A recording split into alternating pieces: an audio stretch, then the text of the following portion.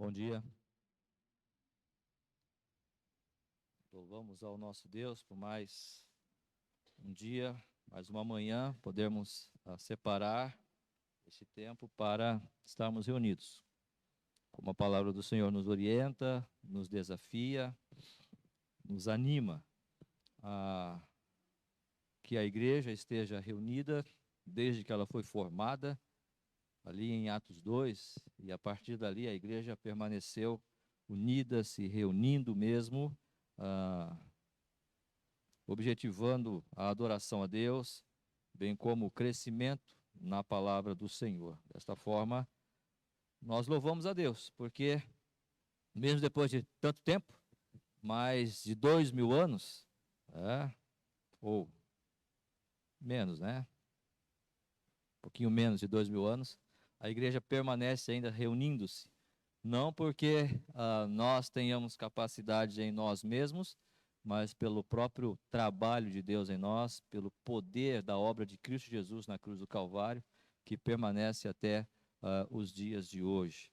Apesar de toda a perseguição, apesar de toda a adversidade, a igreja, ela permanece.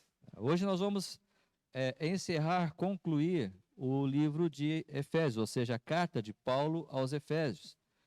Hoje a nossa conversa, a nossa meditação visa encerrar esta carta que, como desde o início falamos, trata da igreja de Cristo Jesus, né? Trata da maneira como ela foi formada, trata da maneira como Deus chamou-nos e preparou-nos para que pudéssemos então servi-lo neste mundo, servi-lo nesta terra, até o dia em que nós partirmos daqui.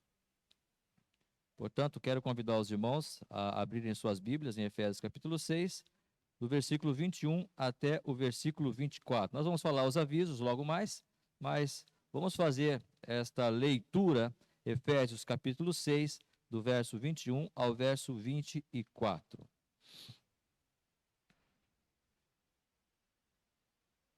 Efésios 6,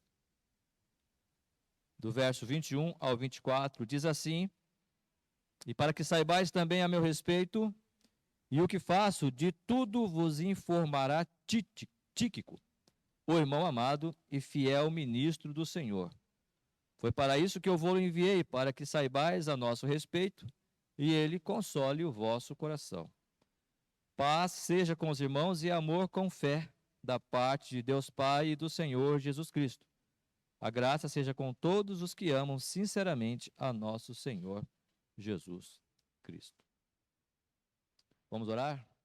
Nosso Deus e nosso Pai, nós louvamos a Ti por tamanha graça em ter nos dado este texto, esta carta, este livro, que o Teu Santo Espírito inspirou o apóstolo Paulo para que ele servisse de instrumento, para que nós hoje pudéssemos compreender qual seja a Tua vontade para a vida da Tua igreja. Muito obrigado, ó Deus, abençoa-nos para que possamos, de tudo que vimos, ouvimos, possamos realmente praticar, aplicar em nossas vidas. Nós pedimos isso em nome do Senhor Jesus Cristo. Amém, Senhor. Muitas coisas acontecendo no âmbito global. Isso sugere para nós que alguma coisa está sendo feita. Nós não conseguimos pintar um quadro muito claro dessas coisas todas, mas nós sabemos ou cremos na palavra do Senhor, que coisas estão acontecendo para que realmente seja revelado o plano de Deus nos seus mínimos detalhes. Muitas coisas vão passar, nós talvez não vamos compreender, né, mas olhando para a palavra de Deus, nós temos ali um quadro no Apocalipse falando dos acontecimentos, dos processos que se darão, e tudo isso que está se dando hoje no contexto histórico do mundo mostra que a palavra do Senhor ela é correta, ela é fidedigna, ela deve realmente ser motivo da nossa apreciação constante e diária. Dessa forma, nós estamos concluindo aqui a carta de Paulo aos Efésios, pensando na igreja, pensando da maneira como a igreja deve se portar. Tem um hino que diz o seguinte, e agora fugiu. ao ver as gravuras nos quadros pintados daquilo que dizem ser o meu Senhor. Meu ser não aceita o que está na tela. É falsa a inspiração do pintor. Não creio no Cristo vencido, cheio de amargura, semblante de dor. Eu creio num Cristo de rosto alegre. Eu creio num Cristo que é vencedor. Talvez eu errei aqui alguma coisinha, mas é mais ou menos isso. Ele está falando que muitos quadros que são pintados nas paredes a respeito da pessoa de Cristo, esses quadros não representam a verdade daquilo que ele é. Né? Um Cristo que sofreu, e claro que nós sabemos que ele sofreu, mas que hoje ele esteja sofrendo, triste, com aquela coroa de espinhos. Não, não mais. Isso pode representar um momento passado, mas hoje o nosso Cristo, ele venceu, está à destra do Pai, nos céus, intercedendo por cada um de nós, vencedor que é. Muitas vezes podemos ter quadros distorcidos a respeito de diversos temas, mas quando nós olhamos para estas palavras de Paulo, nós vimos que ele acabou de falar sobre a armadura do cristão. E nessas últimas palavras, Paulo então vai trazer um retrato, um quadro de uma igreja vitoriosa. Um breve retrato nesses poucos versículos aqui, do 21 ao 24, um breve retrato do que deve ser a igreja de Cristo. Apesar dos dias que vivemos, apesar de todos os acontecimentos que estamos percebendo, a igreja precisa se mostrar fiel, vitoriosa, lutadora e constante naquilo que a palavra do Senhor tem para nós. Neste quadro que Deus pinta da sua igreja, ela precisa se mostrar não desfocada, não de forma apenas um rascunho, não é um de burro, né? Mas sim de fato aquilo que Deus deseja realmente da sua igreja. E para que saibais também a meu respeito e o que faço, de tudo vos informará Tíquico, o irmão amado e fiel ministro do Senhor. Foi para isso que eu vos enviei, para que saibais a nosso respeito e ele console o vosso coração. Paz seja com os irmãos e amor com fé, da parte de Deus Pai e do Senhor Jesus Cristo. A graça seja com todos os que amam sinceramente a nosso Senhor Jesus Cristo. Está aqui, irmãos, um quadro daquilo que deve ser a igreja do Senhor. Me parece que talvez quando nós lemos este texto, é simplesmente algumas palavras que Paulo tem. Olha, eu falei tudo sobre a igreja, agora, para terminar aqui, né, olha, lembra lá de Tíquico, tal, né, graça e paz, irmãos, Deus abençoe, né, tal, tchau, tudo bem para vocês. É para terminar a nossa carta, para não terminar assim, falando sobre coisas difíceis, muitas vezes de digerir, como falar de lutas, de armas, de armadura do cristão. Não, eu vou escrever aqui um epílogo para a gente terminar a nossa conversa, a nossa carta, para ficar mais suave a conversa. É claro que não é isso. Porque a carta aos Efésios foi o Espírito Santo que inspirou Paulo para escrevê-la. Eu sempre entendo, uma vez até um irmão me contestou nisso, um pastor, né, um colega, me contestou: pastor, o senhor acha que não? Eu falei: eu acho que não. Quando Paulo escreveu, ele não imaginava que nós estaríamos lendo esta carta hoje. Ele não tinha noção. Para ele, imagino eu, ele estava escrevendo uma carta para os Efésios. E os Efésios iriam olhar aquilo e iriam entender como sendo uma carta para aquele momento. Ele não tinha noção que a sua carta ia transcorrer os séculos, pelo menos 2000 anos aí. Mas por quê que ela está aqui até hoje? Porque o Espírito Santo inspirou Paulo.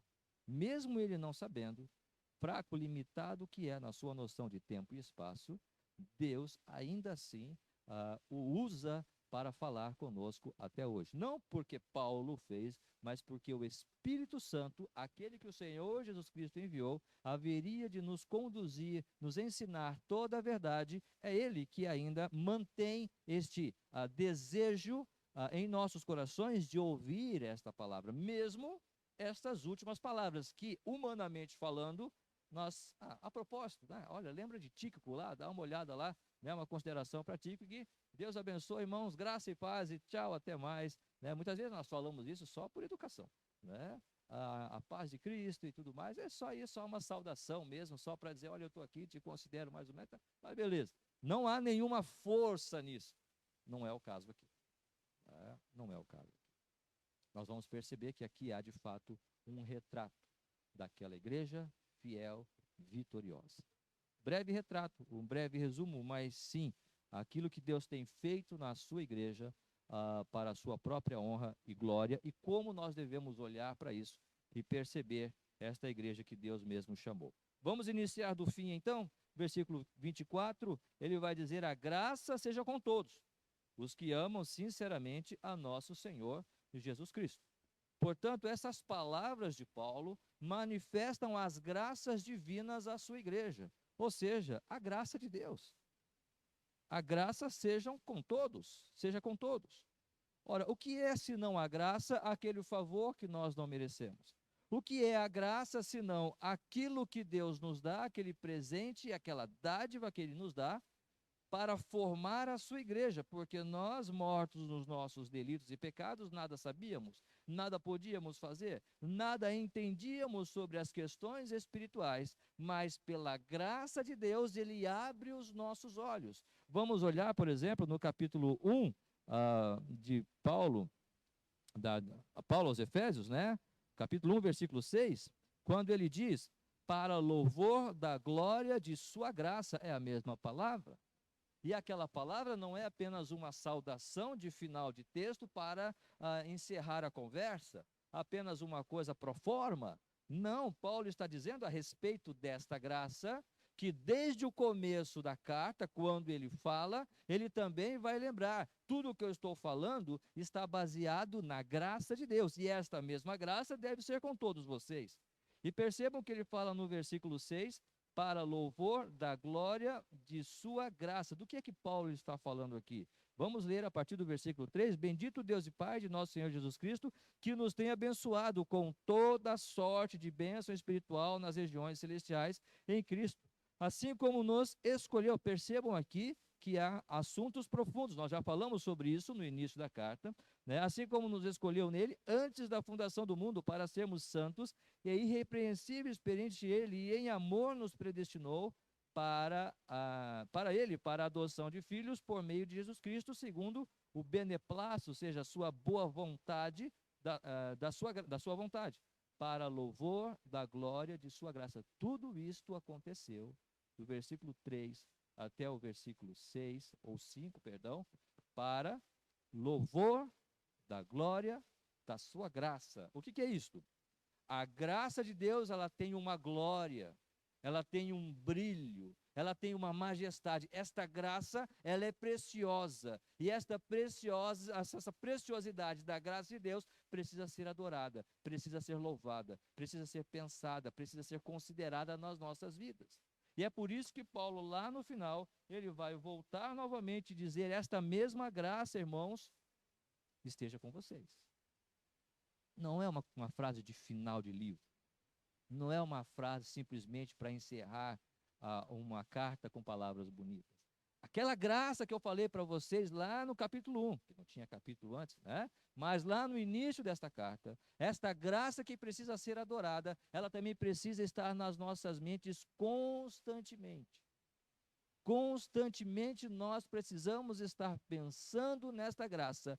Quão difícil é para nós, como seres humanos, considerarmos esta graça. Nós sempre estamos pensando nas nossas realizações, nós sempre estamos pensando no que eu posso fazer, sempre estamos pensando no que posso ser, sempre estou pensando no que posso realizar, quando na verdade tudo que sou, tudo que tenho, é única e exclusivamente pela graça de Deus. Então, talvez o Guilherme hoje vai ficar, né, todo animado. Olha, tá vendo a minha esposa? Eu sou, né, a tampa da panela dela, né? Mas é pelo que, irmão? Pela graça. Não é porque ele é bom, né? Ainda que seja, né? Ali humanamente falando, mas no nosso relacionamento com Deus, Deus nos olha como pecadores e diz: amém por isso que você tem. Amém por nós estarmos aqui. Amém pelas bênçãos que foram proferidas nesta manhã. Mas tudo isso é pela graça. Não podemos esquecer. E esta graça, irmãos, foi aquilo que nos salvou. Quem não conhece Efésios 2:8, quando Paulo fala da maneira como nós fomos resgatados para sermos igreja? Porque pela graça sois salvos, por meio da fé. Isso não vem de vós, é dom de Deus, não de obras, para que ninguém se glorie.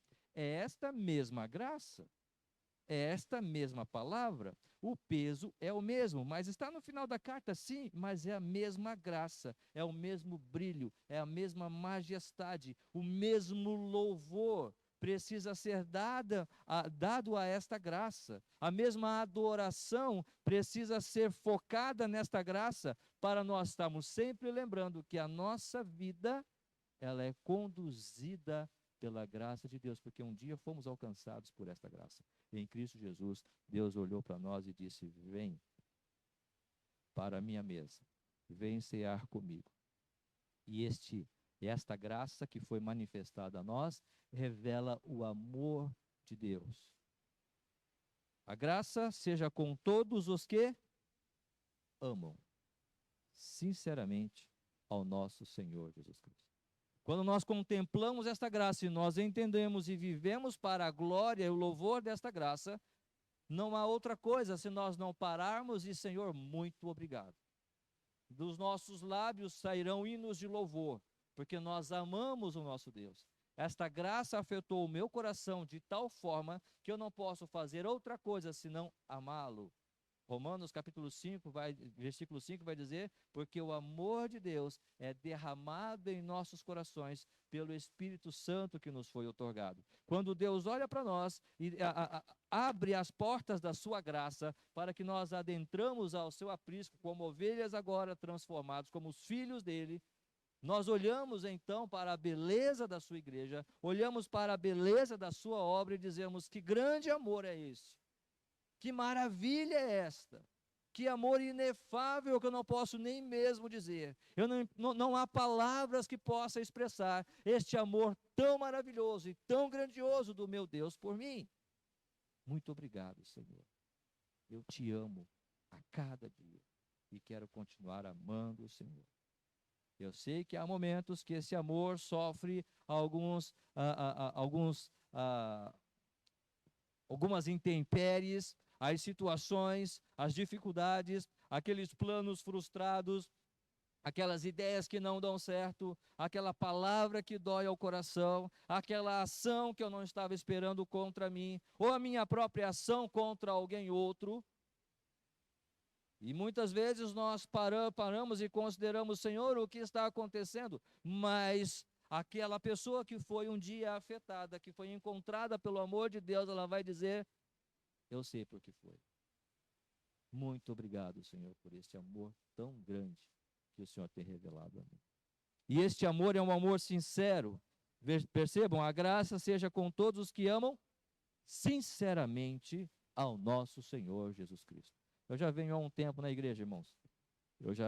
A gente já vem trabalhando e batalhando, não somente no trabalho efetivo, mas desde os meus 10 anos. Minha mãe sempre nos levou para a igreja, desde que nós nos conhecemos por gente.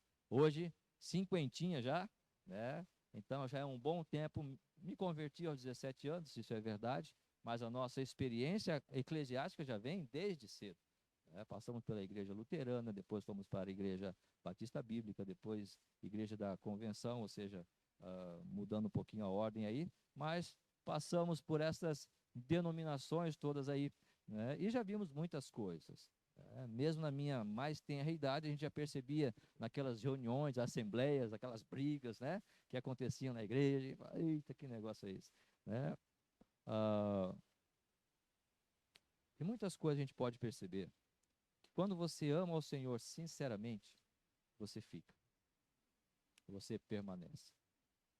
Há as lutas, há os desafios, há as desavenças, com certeza isso acontece.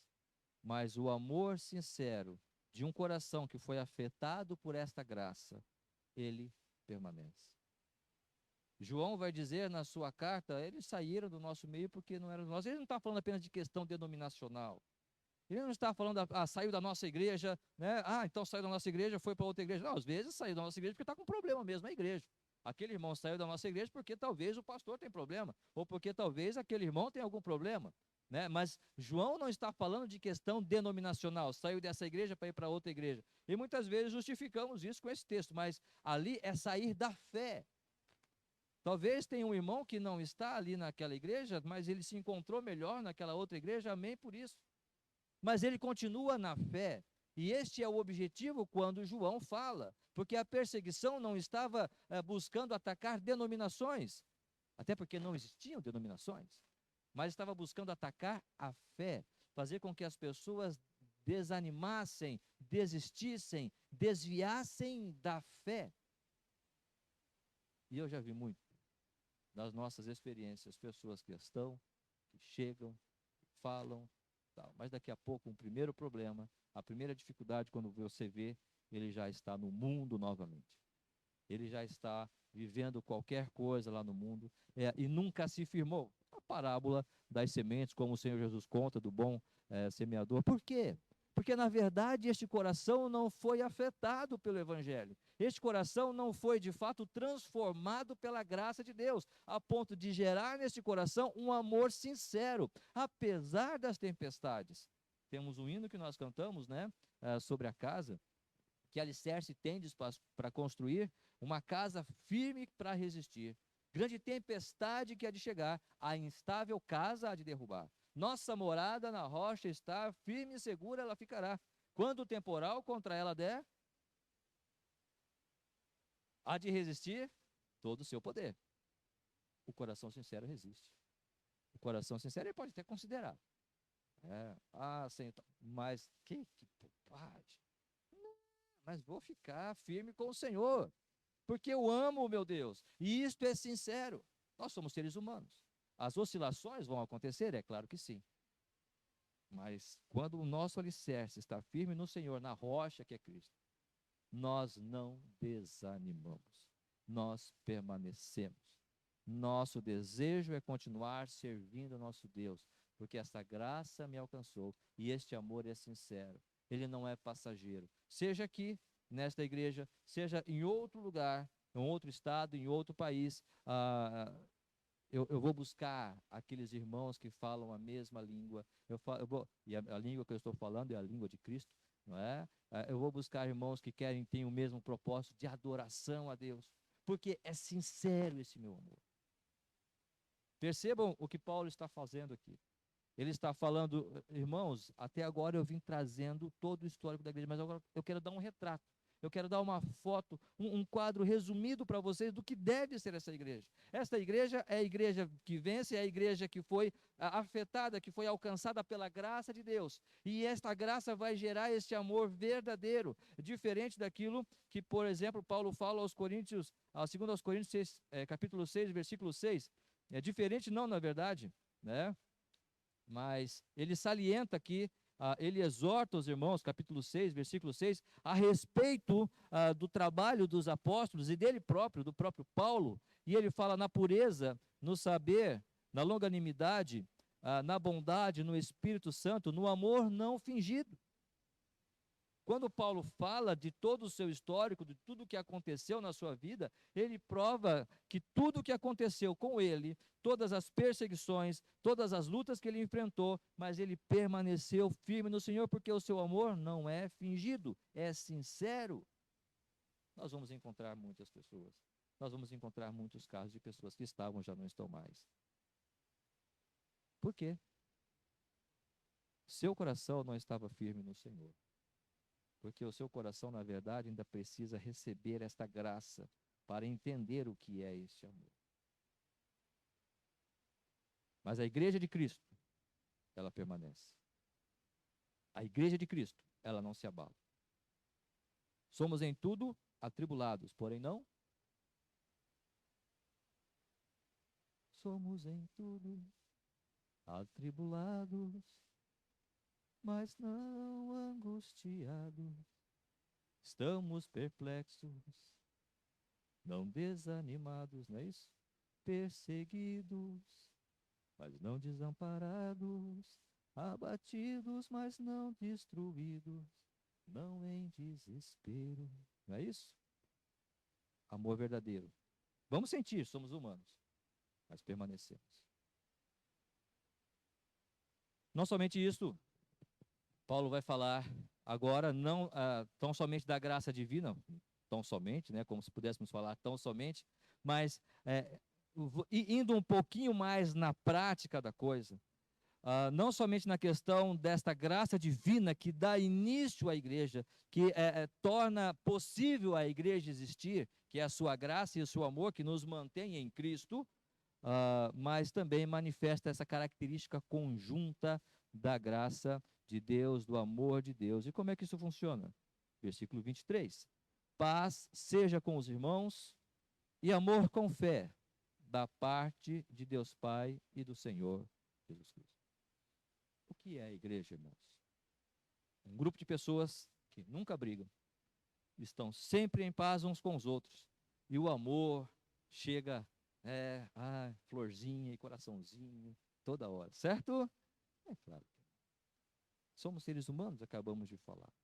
Mas o que deve caracterizar a nossa vida, ou seja, a nossa busca, o apóstolo Pedro vai dizer, busque a paz e empenha-te por alcançá-la. Esse é o nosso desejo. Mas quando nós estamos falando de vida cristã, de vida uns com os outros, estamos percebendo, estamos buscando esta paz na nossa vida, ou seja, vivemos num mundo ansioso. Nós vivemos num mundo onde é tudo ao mesmo tempo agora, temos falado já sobre isso. Mas constantemente, eu creio, é necessário nós estarmos colocando isto como motivo das nossas orações, dizendo, Senhor, eu talvez não estou sendo muito ansioso, Senhor, eu talvez não estou sendo muito precipitado nas minhas ações, talvez eu não estou querendo atropelar, colocando os carros na frente dos bois. Temos falado já sobre isso e vamos olhar para a igreja, por exemplo, nós estamos num mundo onde nós temos que dar resultados. E quando nós queremos dar resultados, isso vai afetar a igreja, não tem como nós fugirmos dessa coisa. Porque você vai para o seu trabalho amanhã, você tem que dar resultado. O seu patrão quer produção. O seu patrão não quer simplesmente um funcionário que está ali olhando o tempo passar e está tudo certo e tudo bem. Não, ele quer resultados. Mesmo naquelas profissões onde você é efetivo, né, você não tem, você tem o problema de ser mandado embora, ser demitido, né? Me esqueci, fugiu a palavra agora, né? Hã? Estabilidade, muito obrigado, irmã. Essa é a tampa da minha panela. Né? Qual a panela da minha tampa? Como é que funciona? Né? A estabilidade, né? Mesmo assim, hoje, existem cobranças. Antigamente, não. Né? Você chegava funcionário público ali, o cara falava, fazia o que queria tal, né? Professores, eu estou falando isso por causa dos professores, né? Eu trabalhei numa escola onde o secretário chegava todo dia bêbado. Todo dia chegava bêbado, mas travado, sabe o que é bêbado, bêbado mesmo? Era até um risco. Eu ali como professor, mas o Estado paternalista que né? No Rio Grande do Sul, por exemplo, estou dando esse exemplo, né? Não mandava embora. Né? Me parece que hoje isso está sendo trabalhado, né? Isso está sendo mudado, porque esse tipo de coisa não se aceita mais. Né? Por que eu estou dizendo isso?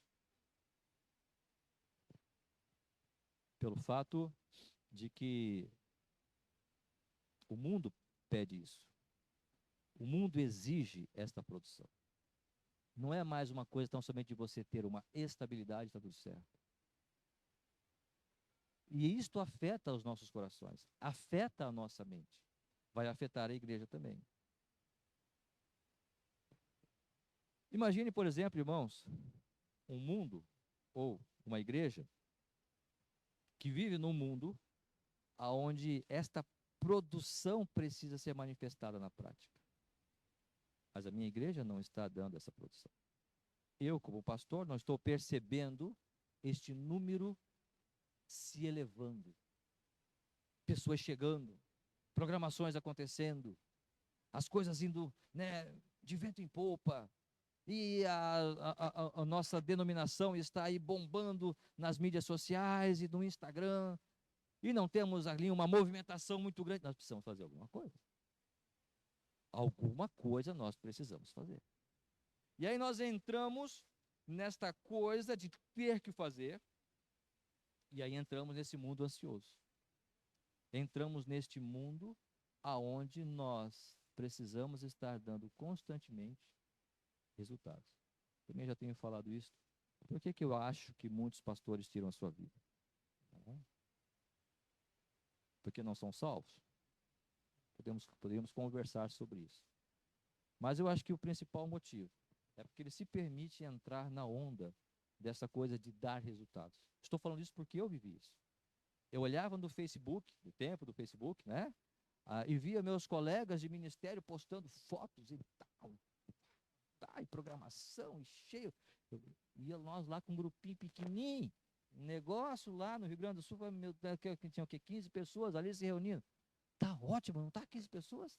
15 pessoas sinceras se reunindo todo domingo, numa região de fronteira, não tem nenhum grupo. Mas aquilo me incomodou.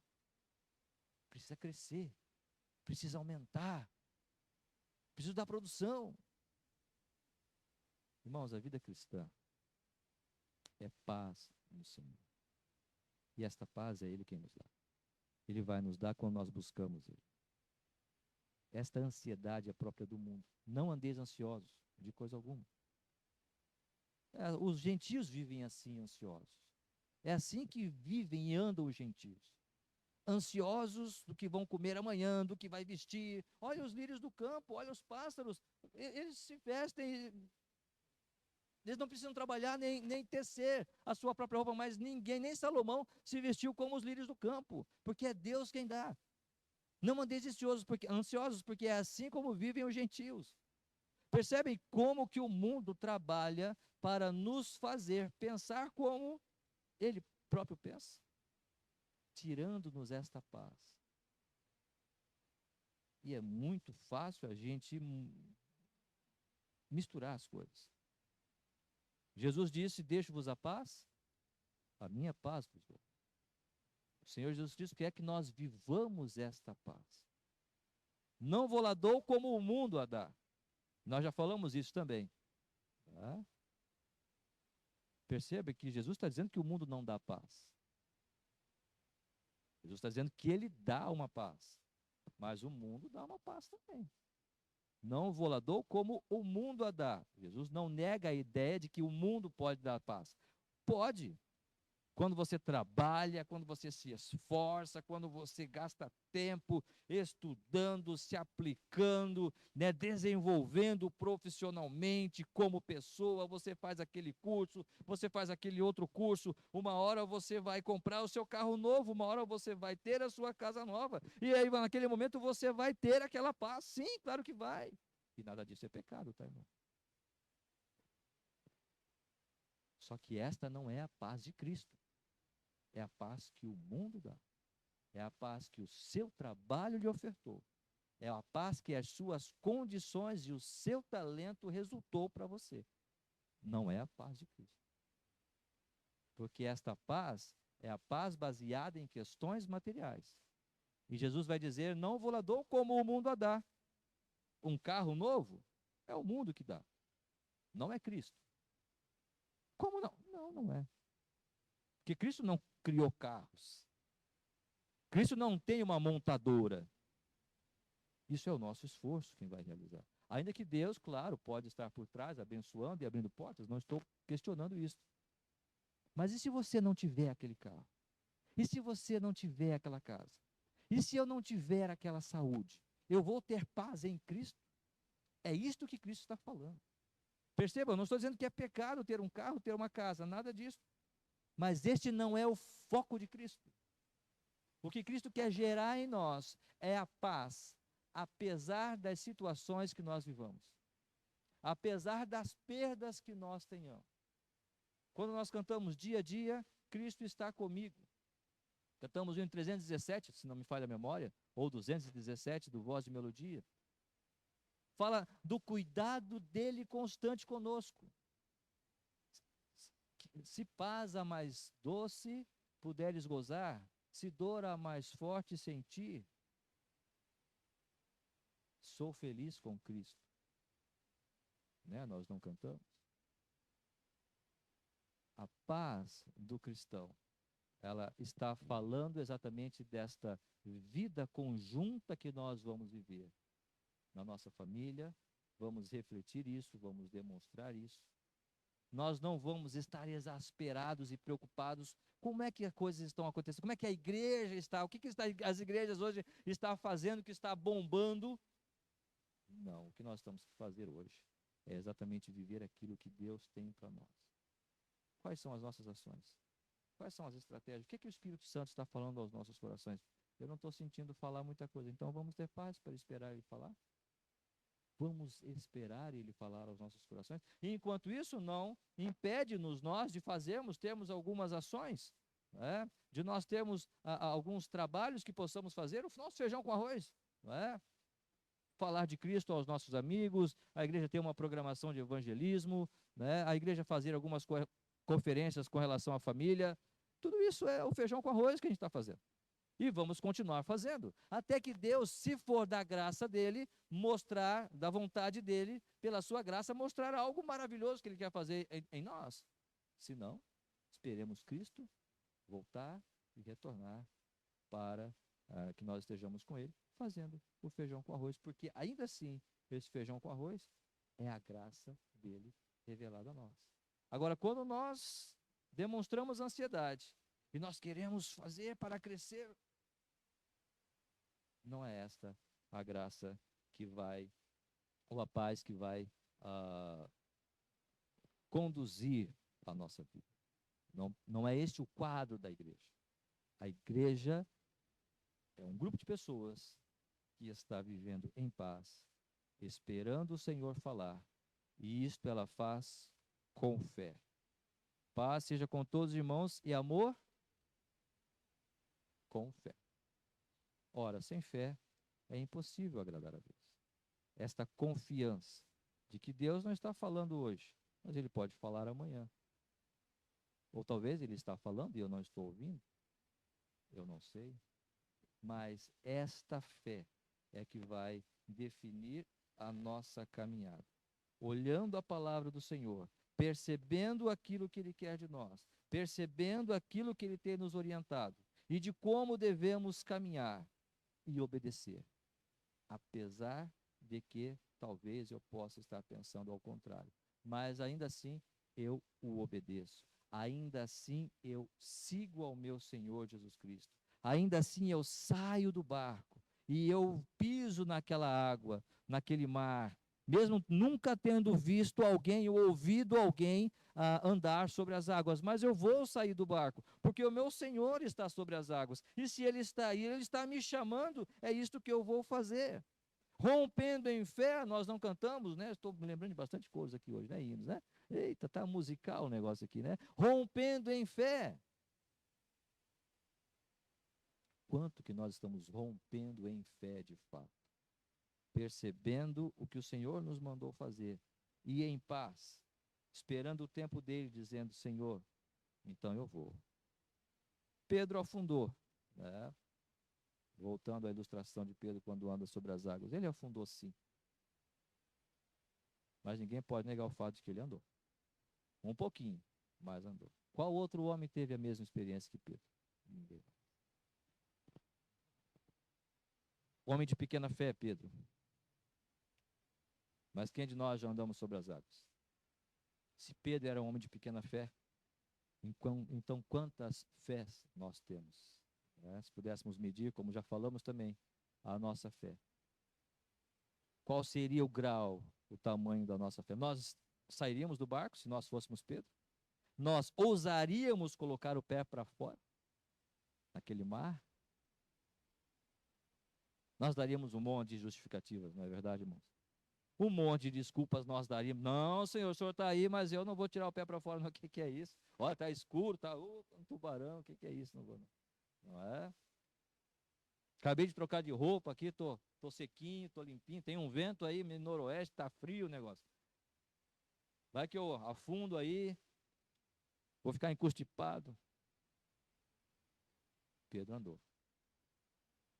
Esta paz que Paulo orienta a sua igreja a viver, ela só se apresenta neste desejo de servir ao Senhor, na sua palavra, com fé, olhando para Ele, quando Ele chamar, e nós vamos, a despeito de todas as coisas que possam acontecer.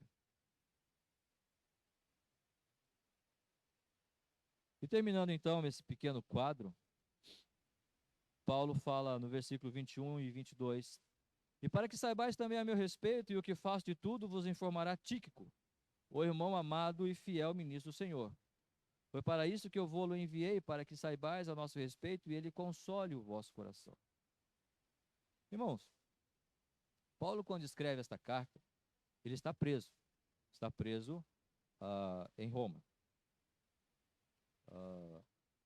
Se você estivesse preso por causa do Evangelho, se você estivesse preso, sofrendo talvez alguns açoites, algumas limitações na sua alimentação, naquela cama não muito confortável da prisão, se é que tinha uma cama, talvez o seu travesseiro fosse uma pedra.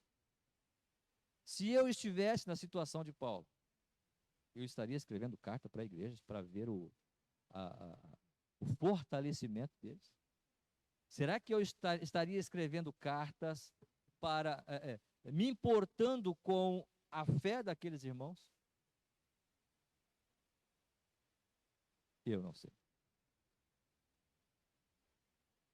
Mas Paulo, ele tinha tanta preocupação com as igrejas que ele mesmo fundou, não por ele, mas pelo trabalho e pela missão que Cristo colocou no seu coração.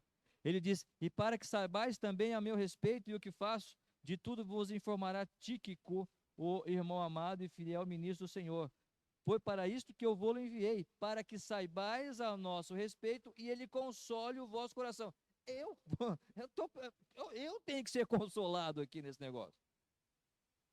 Alguém pode trazer uma gelatina ali, porque não tem sobremesa nenhuma. Alguém da igreja aí pode trazer. Ô, Éfesos, vocês têm quando vocês estão trabalhando, estão vivendo, vocês podem trazer um pudim aí para mim? Porque eu tenho comida aqui, um pão velho aqui, mas não tem nem margarina. Eu preciso ser consolado aqui. Que negócio é esse? Não é assim que funciona? Percebe a igreja? A igreja não é eu. A igreja não sou eu. Talvez entre os homens, no Novo Testamento, talvez nenhum homem sofreu tanto quanto Paulo, por amor ao Evangelho. Mas a preocupação dele é que o coração dos irmãos fosse consolado. Dá para entender isso? Eu não entendo. É fácil falar. É fácil aqui a gente reverberar a respeito disso. Conjecturar a respeito dessa coisa, mas saber o que é isto? Viver isto? Esta disposição em perceber o que o outro está precisando, em perceber o que o outro quer, em perceber o que o outro está vivendo, e a despeito da minha situação, eu me preocupar com ele. Isto é a vida cristã na prática. Isto é a igreja na prática. Mas nós nos fechamos nos nossos problemas. Nós nos fechamos nas nossas necessidades. Nós nos fechamos nas nossas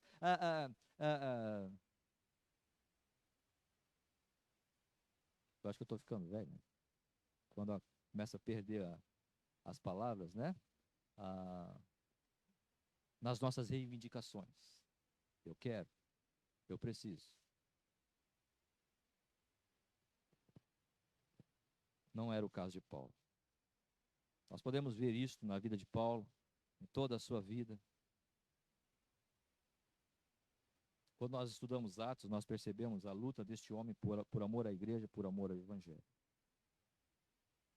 Portanto, esta graça que manifesta esse amor, que vai gerar esta paz com fé em nossos corações, na vida da igreja, de forma prática, ela está sendo exercida lá fora,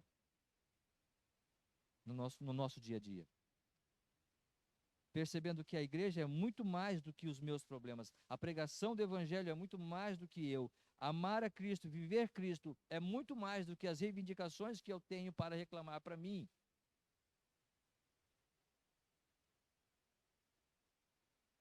Para o meu conforto. E finalizando. nós temos aqui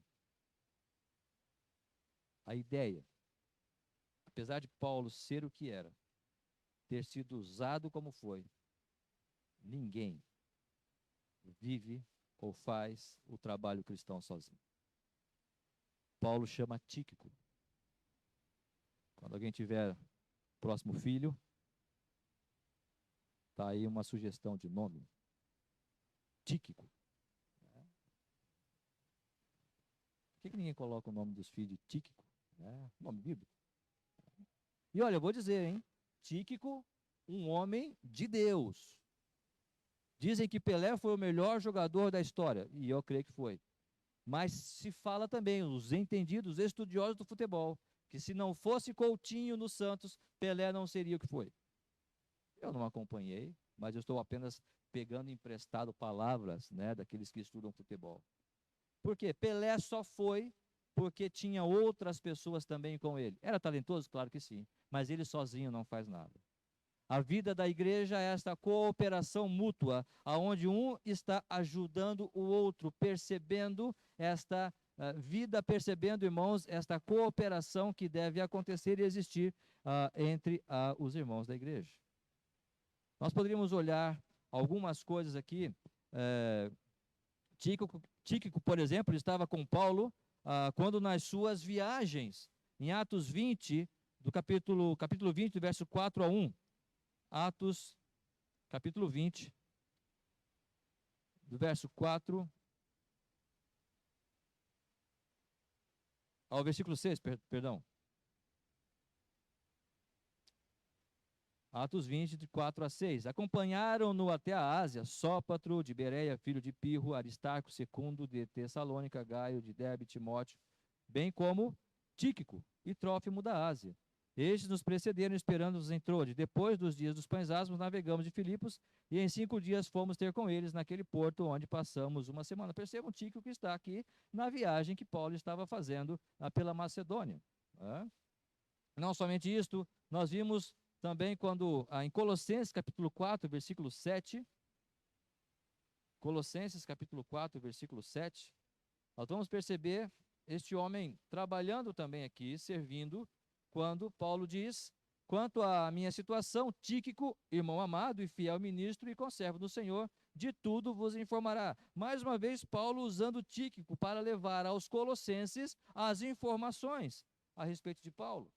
Tinha feito em Éfeso, agora em Colossos.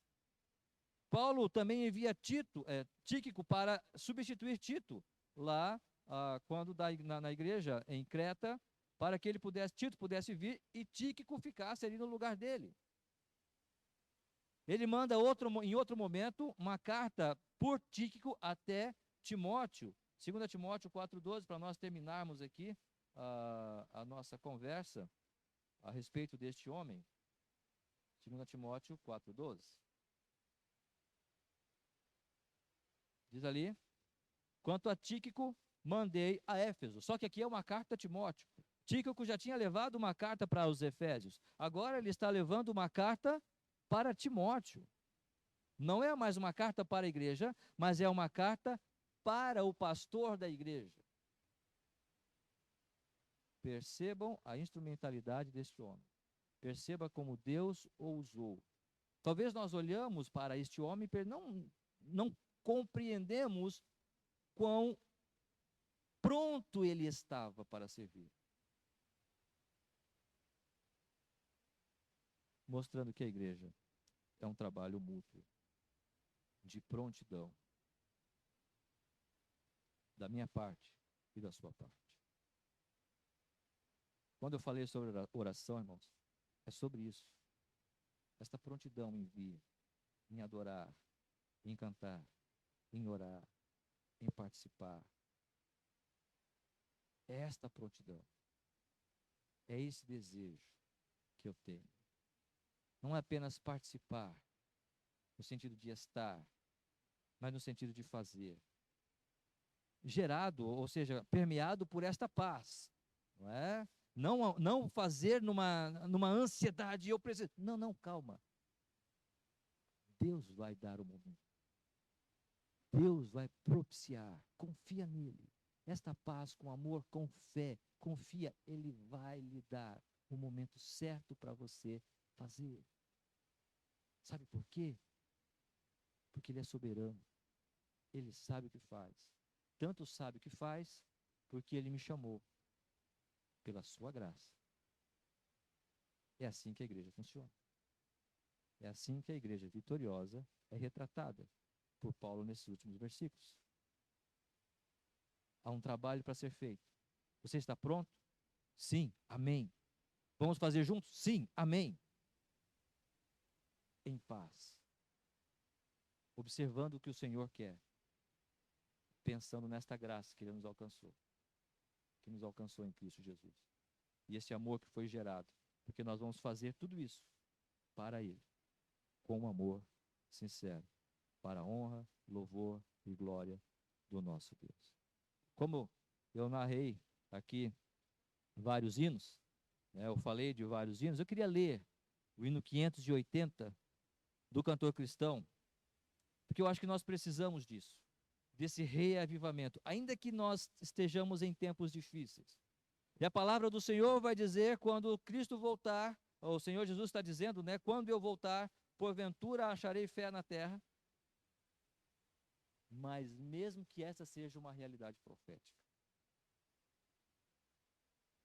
eu acho que a nossa oração, eu creio piamente que a nossa oração deve ser constantemente o seguinte: vem, visita a tua igreja, ó bendito Salvador. Sem tua graça ela murcha ficará e sem vigor.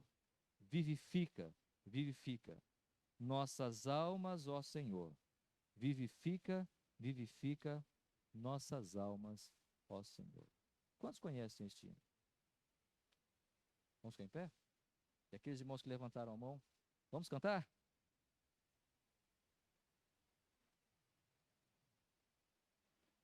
Vem e visita a tua igreja. E aqueles irmãos que não conhecem, acompanhem a letra, para nós pensarmos um pouco nesse reavivamento em nossos corações.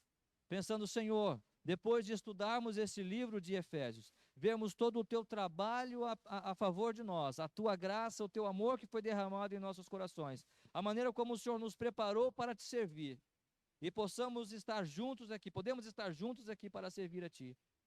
Ó Senhor, vivifica os nossos corações, reaviva o desejo de servir a ti, para que realmente possamos ser úteis na tua obra.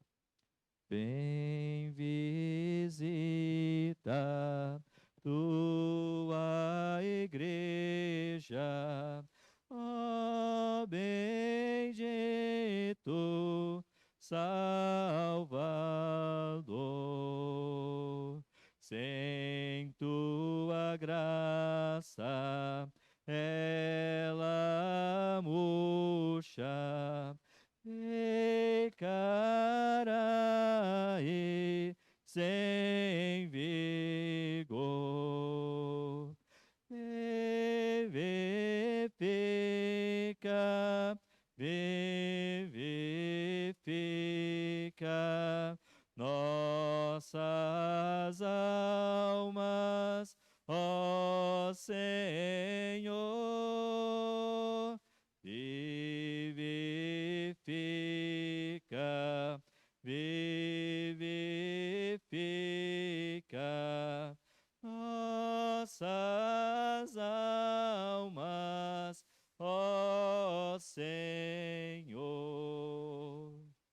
Nosso Deus e Pai, nós pedimos pela tua graça que venha a nós neste momento, vivificando cada coração que aqui está. Talvez as lutas, os desafios, talvez a rotina do dia a dia, ó Deus, as nossas responsabilidades, de alguma forma, talvez tenham minado, ó Deus, esse brilho, esta vida que o Senhor espera dos seus filhos, da tua igreja. Acabamos de encerrar, ó Pai, um livro que fala a respeito do teu amor por nós, em Cristo Jesus, nos reconciliando consigo mesmo. Embora em pecados, estávamos mortos nos nossos delitos e pecados, mas pela tua graça, não por nossas obras, mas pela tua graça que deve ser adorada, louvada, exaltada a todo tempo, o Senhor nos resgatou e nos fez um povo só, quebrando a separação, o muro que existia entre nós. Mas, ó Deus, o Senhor nos fez um povo só, para servir ao Senhor, para que nós pudéssemos ir proclamar o Teu Evangelho. Ó Senhor, o quanto nos falta desse desejo, o quanto nos falta dessa solicitude que houve também no apóstolo Paulo e na própria vida do nosso irmão Tíquico, de estar servindo, mesmo sem ser muito conhecido, mesmo sem estar, na verdade, como ícone da história da igreja, mas está aqui, ó Deus, entre aqueles homens que serviram ao Senhor, que eram da confiança do apóstolo Paulo. Ó Senhor, mesmo que não sejamos conhecidos, mas que possamos sim servir ao Senhor, fiéis a Ti, com fé e amor, sempre esperando e confiando em Ti, na Tua palavra, naquilo que o Senhor nos ordena e nos designa como igreja, ó Deus, para esperarmos o dia que o Senhor haverá de voltar e para sempre estarmos contigo nos céus. Muito obrigado, ó Deus, abençoe cada família aqui, cada irmão, que cada um de nós sejamos alcançados por esse amor, por esse trabalho do Teu Santo Espírito. Nós oramos e pedimos isso em nome do Senhor Jesus Cristo. Amém. Que Deus nos abençoe. Nosso culto está encerrado. Logo mais, a nossa escola dominical.